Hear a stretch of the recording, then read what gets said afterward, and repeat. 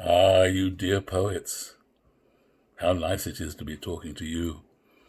I love the fact that the four of you have become clear in my mind. Your faces, your presence, it's really a beautiful thing. So here we are, and I wanted to say a few words about Billie Chernikoff. Billie's poetry, as you will immediately see, is unlike Celia's, which is historical, is really about time, deep grief, and the murderous ways of society towards the other. And Billie's poetry is romantic. It's full of sweet mystery, and yet it's purest poetry. The introduction is by a great poet, Robert Kelly, who is the editor of this series of poets, which includes Billie's collection. And he's an extraordinary man. I've had the good fortune to know him, but because he is one of the great figures in English language poetry. But also, I've had the great privilege of benefiting from a blurb written by him, blurbs, comments, quotes written by him about my work, which are always more beautiful by far than anyone else's. Some people have a gift for that. Let's see what he says about Billie. He says, Mallarmé, the great French symbolist poet of the end, the fin de siècle, the end of the century, end of the 19th, describes the poem as like a target. The poet doesn't try to hit the bullseye, but rather he hits all around the target, and where there is the gap in the middle, the bullseye, which has been left alone by the poet, that must be the core. That's the core of meaning and feeling, as it always must be, the blind spot. You can describe everything but the thing itself that you're talking about.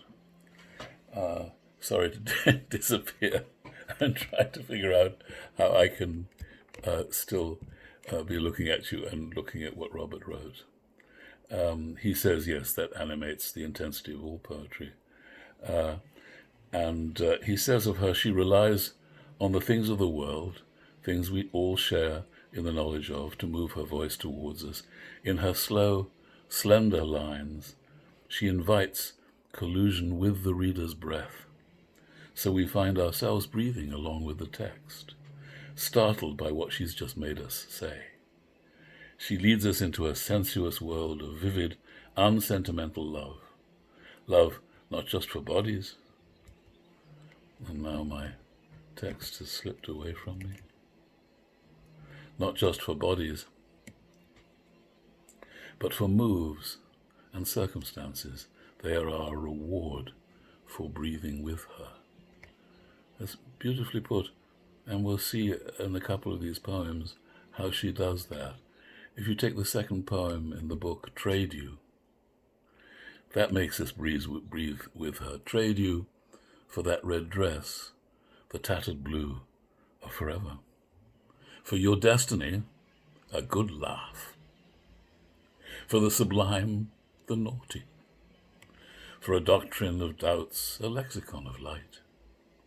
For your conspiracy theory, a girl to make you crazy, lazy, hazy, mazy. For your promises, my, let's see. For that thunderbolt, a Cuban cigar. For religion, alchemy. For clarity, a secret. For redemption, confusion. For a mirror, a green lake around our shoulders. So as with all true poets, she leads us, as Robert says, until we're breathing with her. And then the final lines are there as astonishment. All poets have that knack. You're waiting as you write your poem. You're waiting for the astonishing to say hello and end the poem before you even thought you had ended it. There's a lovely one, two further on. Trying to get my machine to, it won't do it. The one called Nocturne. Nocturne, a kind of music most famously written by the Polish composer Chopin, and supposed to belong to the night as a form. Night has hours slow as haunches. Night has a body confusable with stone and with bread, has a wolf, his howl not so different from yours, has a hare suave and busy, whose leap alarms and round eyes gaze. Night has a green plant who thinks the moon follows him like a bride, saying, "Oh, wort, my wort," oh, words for plants, herbs, "my root, my tobacco, oak moss." Oh, that was interesting. In the middle of the poem it disappeared. "Coriander, thy leaves are my people." It's a wonderful image, finally, of night's people inhabiting these leaves. Beautiful idea. So to go two more along to a poem called, no, a poem without a title. What's your title poem? No, I wonder what it is. So I'm going to flip back to where is it? Yes, there it is. After Nocturne, well, it's called Longevity in Love, and that's or Longevity. That's a tradition too. It's rather lovely when you haven't got a name for your poem, and you simply call your poem the first line and repeat it as the first line. But it isn't here twice. Instead, these rather, I think, lovely little designs, I have to own up here and say they're my designs. I mean, I didn't design them, didn't draw them. I wish I had. I found them looking for something that would belong with Billie's poetry, as those wonderful drawings, those masterly, superb drawings by Kyoko decorate the pages of Celia's book. I wanted a little something. I haven't always found anything that would work, but these seemed to me to have a sweet charm, like somewhere between a jewel and a riddle. So those are my contribution. The poem itself is wonderful. Longevity in love is unnatural, like snake charming and disappearing, even with elixirs to help men understand the speech of women, with its floating, murmuring, cloud-raising and cries. It takes one to learn the names, one to read cracks in the sidewalk. I think these are elixirs. It takes one to learn the names, one to read cracks in the sidewalk, one to study ghosts, the other to perfect the use of salt, one to mend a sleeve, one to breathe, one to hear things 1,000 miles away. That would be some elixir, right? One to mend a sleeve is, I think, forever for students of Shakespeare. You can only think of the night raveling the tattered sleeve of care.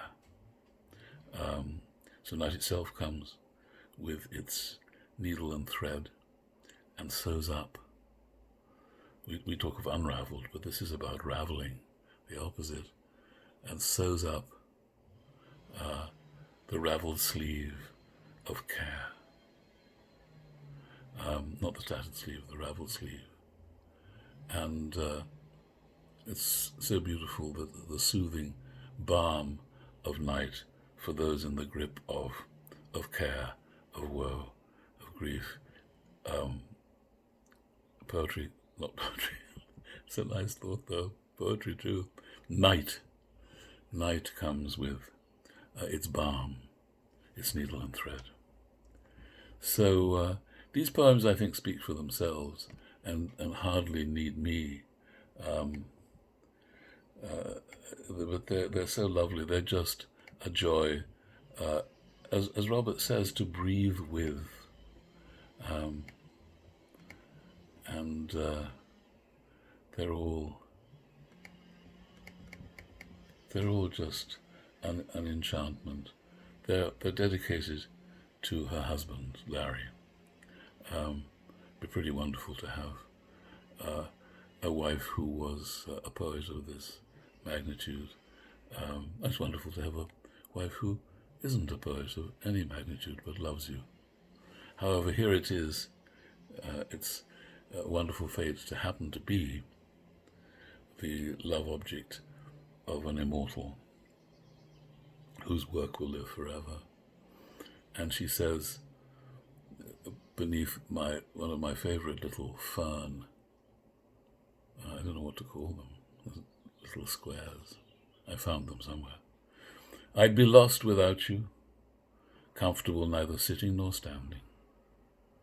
You're the instructions my mother left me at the orphanage door, deciphered in secret, ecstatic rites, after Vespers, after the evening service.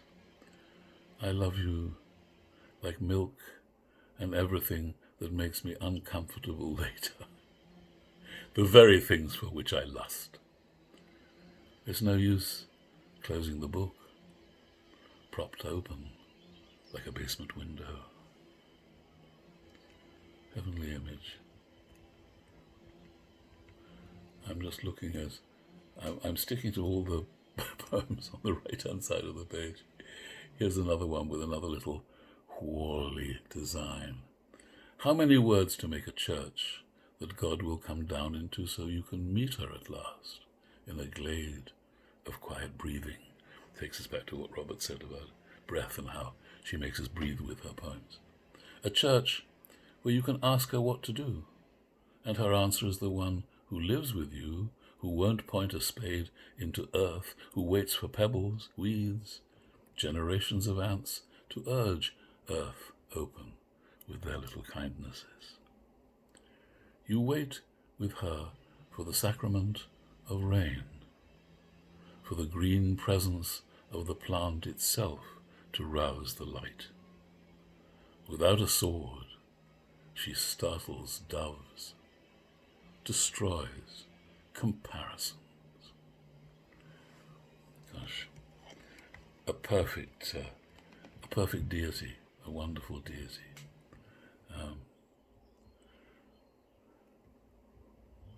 She's more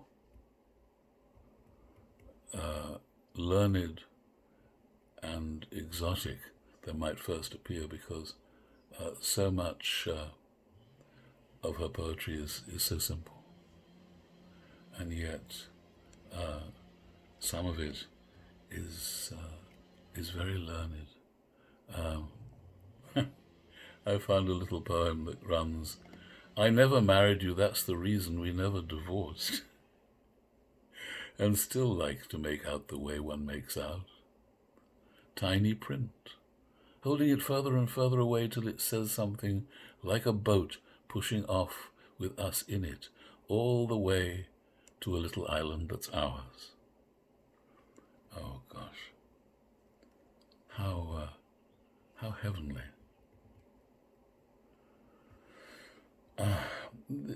We need these poems too, these exquisite dreaming. Here's a poem dedicated to Robert. I don't know how Billie and Robert know each other, but there's a community across the river from where I live. Oh, it's 15 minutes gone, I'm so sorry, but let me quickly read this poem. At the end of the day, to Robert Kelly. Sometimes something I write tells me what really happened, or what the sky said. Sometimes it's something you write, say, or point to, as you pointed out the constellation of the dragon one winter night, the splendid arc of him reaching across the sky over us, and the bright cloud of his speech that would, you said, be visible even if he hid himself. Then a snowplow made a sound that I, dreaming, heard as your great roar. Robert has a magnificent voice. That makes every kind of sense. So, my dears, I will leave you, having gone over just from the bliss of steeping myself for a moment or two with you, I hope, in Billie's poetry. I hope you enjoy it. And I will ask you to extract a few lines, maybe, a poem that's your favorite, just so that I can share with you and share in your delight in it. So be well, my dears. The sun has come out after a morning of thunderstorms here. I don't know how it is in Brooklyn, much less how it is in Oregon, Anthea, but I hope the weather is great. Here is beautiful flowers coming out. Heaven. Wonderful. Sunny skies. All right. We'll talk again soon, so please stay wise and stay well.